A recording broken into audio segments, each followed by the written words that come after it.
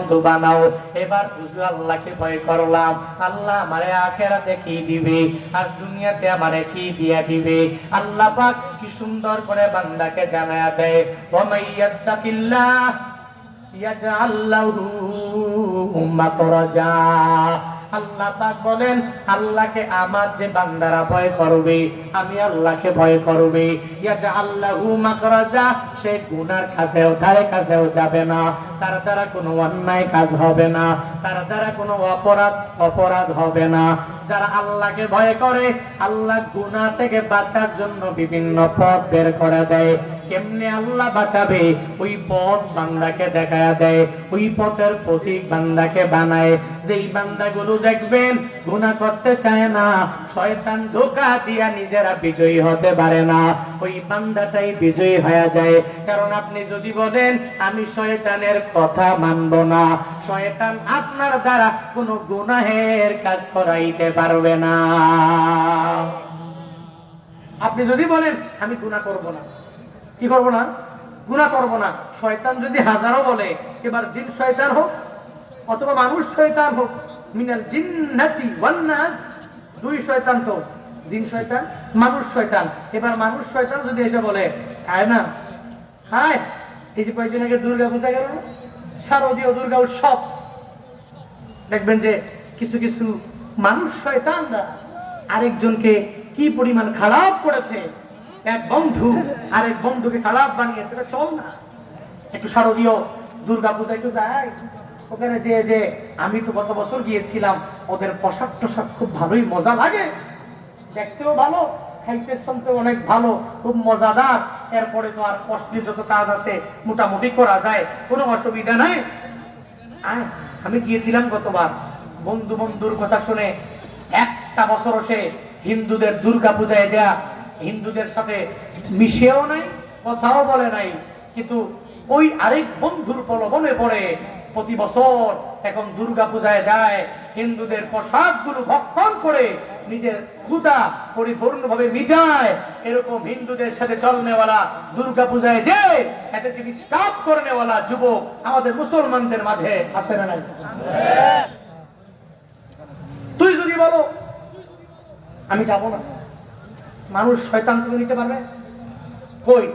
আমি তো আমার বাড়ির পাশেই দুর্গার পূজা হয়, বড় হয় কুমিল্লাতে, হিন্দুদের অনেক সংখ্যা, ওরা ওখানে ইচ্ছা মতো এদের মতো করে করে। কই আমাদেরকে তো দেখলে হুজুর আমন্ত্রণ রইল, হুজুর বাড়িতে নিমন্ত্রণ রইল, এলাকায় গেলেই বারংবার বলে নিমন্ত্রণ আমন্ত্রণ যাই বলে। কই জিন্দেগিতে একটা বারের জন্যও তো আমি গেলাম না। আমি যদি না যাই আমারে কি আরেকজনে ধইরা বইলা কইয়া নিতে পারবে? পারবে না। এজন্য নিজে নিজে সচেতন হওয়া লাগবে। এজন্যই তো বন্ধু হবে আল্লাহ, বন্ধু হবে রাসূল, বন্ধু হবে ঈমানদার। এই তিন ব্যক্তিকে বন্ধু বানাতে পারলেই তুমি সফল কাম। সালেহ বান্দাকে বন্ধু বানাতে পারলেই ও ধরে ধরে নামাজে নিয়ে যাবে, ও ধরে ধরে রোজায় নিয়ে যাবে, ও ধরে ধরে হজে নিয়ে যাবে, ও ধরে ধরে উমরায় নিয়ে যাবে, ও ধরে ধরে আমলের লাইনে আপনাকে আমাকে অগ্রগামী বানাবে। আসুন না আমরা সবাই সালিহিন বান্দাদের অন্তর্ভুক্ত হই। আল্লাহ পাক সেই তৌফিক দান করুন। সকলে পড়ি আমিন। ওমান ইয়াত্তাকিল্লাহ ইয়াজআল লাহু মাখরাজা। আল্লাহকে যে ভয় করে গুনাহ থেকে বাঁচার জন্য আল্লাহ পাক অনেকগুলো রাস্তা বের করে দেয়, অনেকগুলো পথ বের করে দেয়। যেমন সে গুনাহ করতে যাচ্ছে, আল্লাহ পাক তাকে ফিরিয়ে দিবে, কারণ সে আল্লাহকে ভয় করে।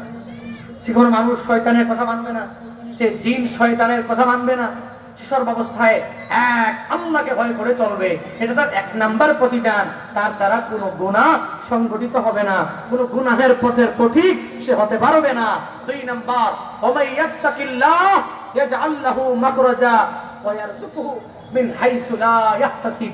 এবার হুজুর আমি যে আল্লাহকে ভয় করলাম, আমি যে এত ভয় করে, আল্লাহকে যদি ভয় করার মতো ভয় করতে পারো তাহলে কি পরিমাণ ফায়দা হবে। এক নাম্বার, আল্লাহ পাক গুনাহ থেকে বাঁচায়া দিবে, অন্যায় কাজের দিকে তোমাকে নিবে না, ওই গুনাহের পথের পথিক তোমাকে বানাবে না। খারাপ পথের প্রতীক তোমাকে বানাবে না। আল্লাহ পাক বড় মায়া করে করে করে ভালো দিকে তোমাকে নিয়ে যাবে। 2 নাম্বার প্রতিদান, এই দুনিয়াতে তোমার টাকা নাই, পয়সা নাই, সুন্দর করে স্বাভাবিক জীবন যাপন করতে পারো না। যদি আল্লাহকে ভয় করার মতো ভয় করে নাও, কি পরিমাণ ফায়দা হবে। ওয়ারযুকুহু মিন হাইসু লা ইয়াহতাসিব, আল্লাহ পাক মায়া করে করে তোমাকে এমন পরিমাণ রিজিক দিয়া দিবে, এমন পরিমাণ সম্পদ দিয়া দিবে, এমন টাকা পয়সা তোমাকে দিয়া দিবে, যেই টাকা পয়সার কোনো হিসাব নাই, বেলা হিসাব আল্লাহ তোমাকে ধনী বানায়া দিবে। আমাদের বাংলাদেশে ঘুরে ঘুরে বিভিন্ন জায়গার মধ্যে দেখবেন বিভিন্ন ভালো মানুষেরা টাকার অভাবে মরে যায় নাই, খানার অভাবে মরে যায় নাই, রিজিকের কারণের মধ্যে পরে মরে যায় না। এর একমাত্র কারণ এদের দুনিয়াতে কোনো চিন্তা নাই, কোনো পেরেশানি নাই। এরা আমার মাওলার এত বড় কাছের বন্ধু হয়ে যায়।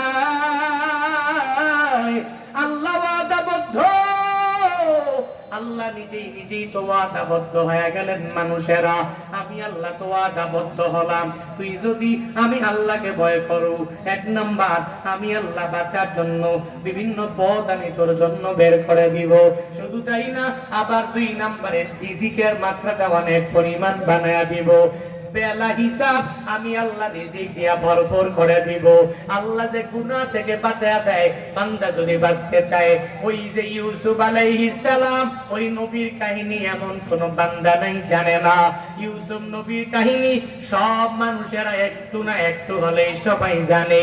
জুলাইখা দরওয়াজাগুলো 7টা তালা তালা মারিয়া, দরওয়াজাগুলো লাগাইয়া যখন ইউসুফ নবীরে বারবার বলতে লাগলো, এই ইউসুফ তুমি ভারী সুন্দর, আমার সাথে খারাপ কাজ করতে পারো, কোনো অসুবিধা নাই, আমার সাথে তুমি জেনায় লিপ্ত হতে পারো, দুনিয়ার কেউ দেখবে না, আমার রাজাও দেখবে না, আমার হাজবেন্ড দেখবে না, কেউ দেখবে না, এই রাজপ্রাসাদের মধ্যে কোনো বান্দাটাও জানবে না। ইউসুফ নবীর দরওয়াজা তালা মারিয়া মারিয়া যখন বারবার বলে, ওই ইউসুফ নবী তখন আমার আল্লাহরে ডাক দিয়া বলে, মালিক আমার পুরো জিন্দেগি বরবাদ হয়ে যাবে যদি আমি জেনার মধ্যে লিপ্ত হয়ে যাই গো আল্লাহ।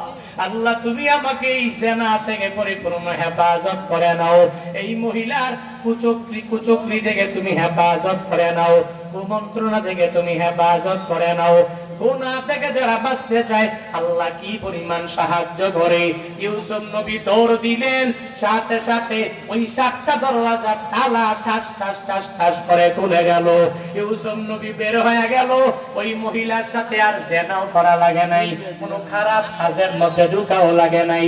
এর মানে হলো যে এই বান্দাগুলো গুনাহ করতে চায় না, ভালো কাজের দিকে অগ্রগামী হতে চায়, আল্লাহ পাকের দ্বারা খারাপ কাজ করায় না। আল্লাহ চায় বান্দা খারাপ কাজ না করুক।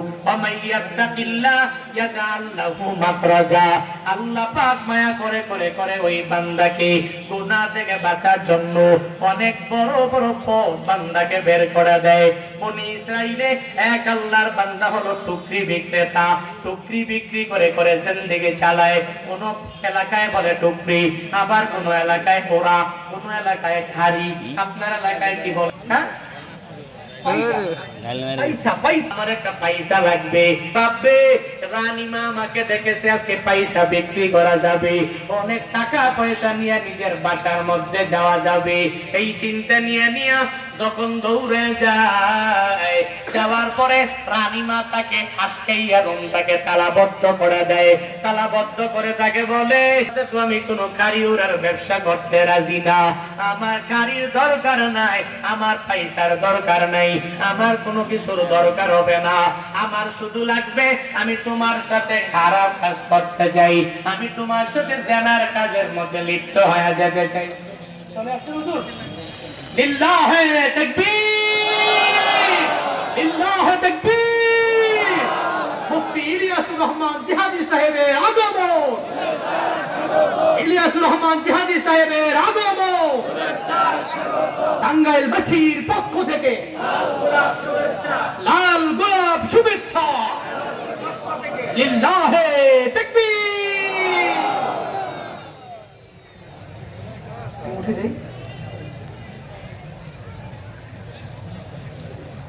তাহলে টুকরি বিক্রেতা বলে যে আপনি আমার সাথে খারাপ কাজ করার জন্য এখানে এনেছেন, আমি ছোট্ট একবার যেটা শুরু করেছি শেষ করে দিচ্ছি, খারাপ কাজ করার জন্য এনেছেন?